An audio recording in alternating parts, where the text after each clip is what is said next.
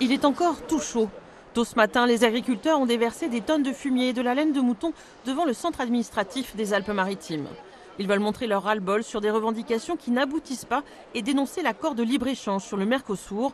Selon eux, le monde agricole et les consommateurs seraient les grands perdants. Toutes ces importations, ça nous limite et surtout le prix, parce que le prix de l'importation, c'est impossible pour nous de vivre. On n'arriverait même pas à payer nos charges.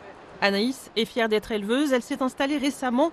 Elle arbore une pancarte « Je suis paysan », mais les normes et les lourdeurs administratives la découragent. Moi, je voulais juste élever des chèvres à la base. Au final, je suis secrétaire, ça ne m'intéresse pas du tout. Et le Mercosur, on n'est pas forcément impacté par ça parce qu'on a que des petites fermes familiales dans le 06. Mais au niveau national, c'est important en fait qu'ils se battent.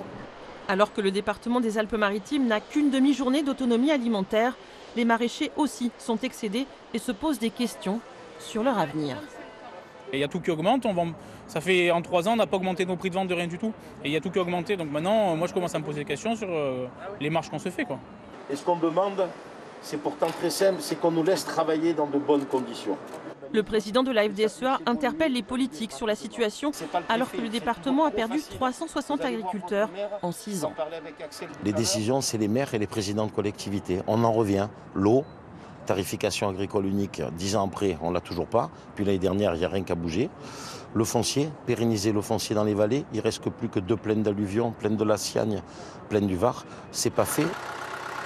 Cette fois, les agriculteurs n'ont pas demandé de rendez-vous avec le préfet. Ils sont repartis sur leur tracteur, mais en laissant le fumier sur place.